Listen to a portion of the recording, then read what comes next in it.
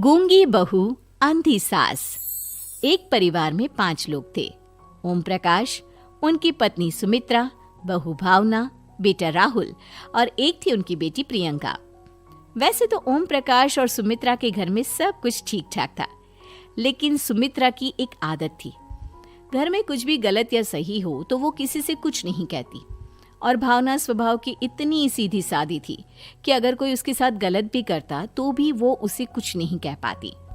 इसी के चलते प्रियंका और राहुल घर में मनमानी चलाते रहते, क्योंकि घर को संभालने वाली औरतें इस तरह से रहती थी जैसे वो गूंगी और अंधी हो। माँ, मैं अपनी सहेलियों के साथ पिकनिक पर जा रही हूँ। ठीक है बेटा, चली जाओ। और मुझे आने में रात हो जाएगी, देर से ही आऊंगी मैं। अच्छा, कोई बात नहीं बेटा। अरे भावना, तुमको एक बार में समझ में नहीं आता क्या? नाश्ते में फिर से पराठे बना के रख दिए। कितनी बार तुमसे कहा है कि मेरे लिए ढंग का नाश्ता बनाया करो। ठीक है जी, आगे से ध्यान रखूंगी। अरे ये बहू से किस तरह से बात कर रहे हो तुम राहुल? अरे तो और क्या करूं पापा, इसको कहीं बात एक बार में समझ में ही नहीं आती। सुमित्रा, तुम अपने बेटे को समझाती क्यों नहीं?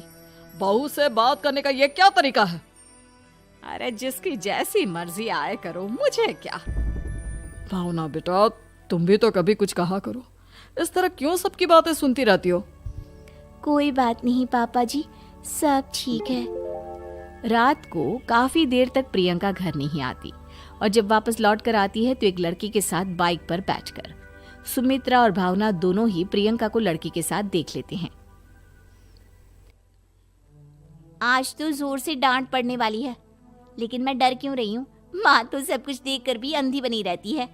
और रही बात भाभी की, वो किसी को कुछ नहीं बताने वाली। कहने को भगवान ने आवाज दी है, लेकिन गूंगी है गूंगी। अरे प्रियंका बेटा, इतनी रात को कॉलेज से लौट कर आ रही हो? कहाँ गई थी तुम? पापा, वो सहेली के घर पर थी, पढ़ाई करने के लिए रुक गई थी। अच्छा, ठीक है, जाओ अपने कमरे में जाओ और सो जाओ।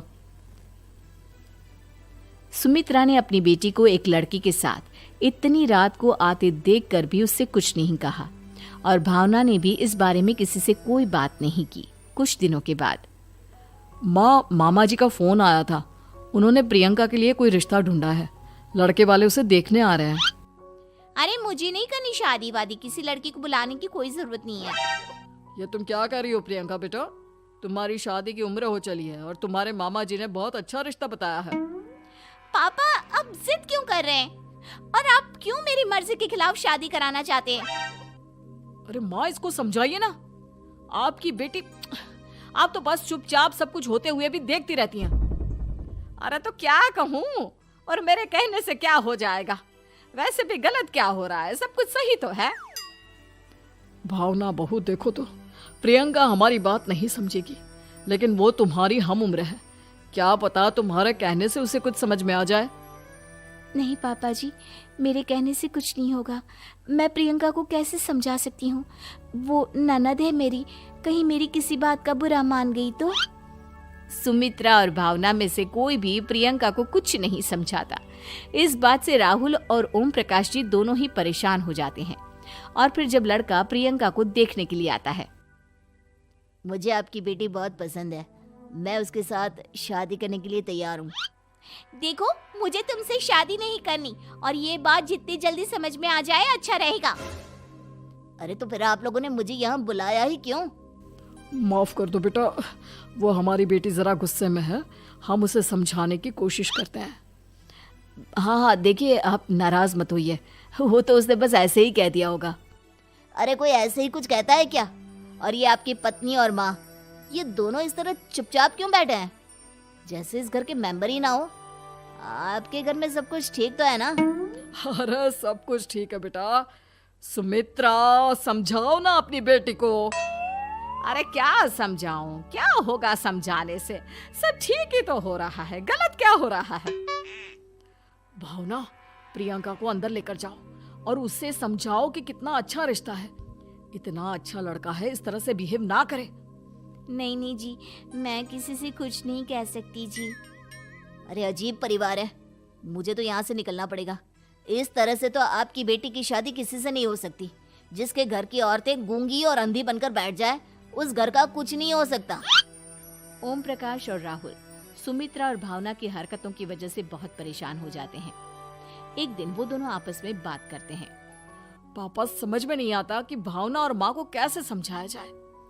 सही कहते हो बेटा, तुम और मैं काम के सिलसिले में सारा दिन घर के बाहर रहते हैं और घर की दोनों औरतें जिन्हें सारा घर संभालना चाहिए गूंगी और अंधी बनकर बैठी हैं। पापा आप ही बताइए इसका क्या उपाय है। मेरी तो कुछ समझ में नहीं आता बेटा, लेकिन हमें कुछ तो करना पड़ेगा क्योंकि इन सब की वजह से प्रियंका बहुत ज्यादा बिगड़ती जा रही है। तुमने देखा उसने किस तरह से बिहेव किया था। अरे लेकिन पापा हम करेंगे क्या? हमें एक नाटक करना होगा। कुछ दिनों के लिए हम भी गूंगे और बहरे बन जाते हैं, उसके बाद इन दोनों औरतों को अकल आएगी। हाँ पापा, शायद आपकी बात ठीक है। हम दोनों हर बार बात को संभाल लेते हैं और इसी वजह से माँ और भावना कुछ भी करने की कोशिश ही नहीं करते। और फिर अगले दिन, भावना, नाश्ते में क्या बनाया है? जी पराठे बनाए हैं। मेरे लिए पोहा बना दो। अच्छा जी ठीक है, अभी बना देती हूँ जी। बहू, नाश्ते में क्या बनाया है? पापा जी पराठे हैं और पोहे बन रहे हैं। अरे बहू, मुझे तो उपमा खाने का मन था, मेरे लिए उपमा बना दो। ठीक है पापा जी, अभी बना देती हूँ। भाभी जल्दी से जरा मेरा कॉलेज के टिफिन तो पैक कर देना। और सुनो, मुझे ना भिंडी की सब्जी खाने का मन है। सुमित्रा चुपचाप बैठी बैठी सब कुछ देख रही थी। उसने किसी से कुछ भी नहीं कहा और ये देखकर भावना को मन ही मन गुस्सा आ रहा था, लेकिन वो किसी से कुछ नहीं कह रही थी। उसे लग रहा था कि ओम प्रकाश जी जो हमेशा उसकी साइड लेते थे वो भी आज चुपचाप बैठे हुए थे। शाम के वक्त प्रियंका अपने बहुत सारे दोस्तों को लेकर घर आती है और उधर दूसरी तरफ से राहुल भी अपने ऑफिस के दोस्तों को लेकर घर आ जाता है। प्रियंका अपने कमरे में तेज म्यूजिक चलाकर डांस करती है और राहुल अपने दोस्तों के साथ बैठकर जोर जोर से हंस रहा था। प्रियंका और राहुल मिलकर पूरे घर को अस्त व्यस्त कर देते हैं, लेकिन भावना उनसे कोई शिकायत नहीं करती और सुमित्रा जी भी चुपचाप बैठी रहती है। लेकिन भावना और सुमित्रा के अंदर का गुस्सा धीरे धीरे बढ़ रहा था। फिर रात को ओम प्रकाश और राहुल एक दूसरे से बातें करते हैं। पापा, हमने इतना कुछ किया फिर भी भावना कुछ बोलती ही नहीं और माँ भी कुछ गलत करने से किसी को रोकती ही नहीं। तुम चिंता मत करो बेटा, इन दोनों के अंदर का गुस्सा भर रहा है और बहुत जल्दी बाहर आने वाला है। अगले दिन, अरे बहू, ये कपड़े धुले हैं या गंदे हैं? पापा जी कपड़े तो मैंने धोकर ही आपकी अलमारी में रखे थे। मुझे तो साफ नहीं लग रहे, एक बार और धो देना। प्रियंका, मैं सोच रहा था कि तुम्हें उस लड़के से शादी नहीं करनी है ना, मत करो। एक काम करो, वैसे भी क्या रखा है शादी वादी में, तुम्हें जो लड़का पसंद है उसके साथ जाकर कोर्ट मैरिज कर लो। इस बार ओम प्रकाश और राहुल की बात सुनकर भावना और सुमित्रा के अंदर का गुस्सा जाग उठता है। मैं किसी से कुछ कहती नहीं जी, इसका मतलब ये है कि आप लोग मुझे परेशान करते ही रहेंगे। कल 4 बार मुझसे नाश्ता बनवाया, आज पापा जी मुझसे धुले हुए कपड़ों को बार बार धुलवा रहे हैं। अरे मैं इंसान हूँ जी, कोई मशीन नहीं हूँ। तुम दोनों ने मिलकर इस घर की कैसी हालत बना दी है और अपनी बहन को भागकर शादी करने के लिए कह रहे हो। तुम भाई हो या दुश्मन? ओम प्रकाश और राहुल जोर जोर से हंसने लगते हैं। अरे इसमें हंसने की क्या बात है? हम लोग यहाँ इतने परेशान हो रहे हैं जी, तुम लोगों को ऐसी हरकत करने के बाद भी हंसी आ रही है। ये क्या कर रहे हैं जी आप दोनों? यही तो हम चाहते थे कि सुमित्रा तुम अंधी होकर ना बैठी रहो। घर में कुछ भी गलत हो तो उसे रोकने की कोशिश करो। और भावना, तुम अपने साथ हो रहे गलत व्यवहार पर भी कभी मुंह नहीं खोलती, ये सही बात नहीं है। मैं चाहता था कि तुम्हारी भी जुबान खुले, तुम गलत बात का विरोध करो।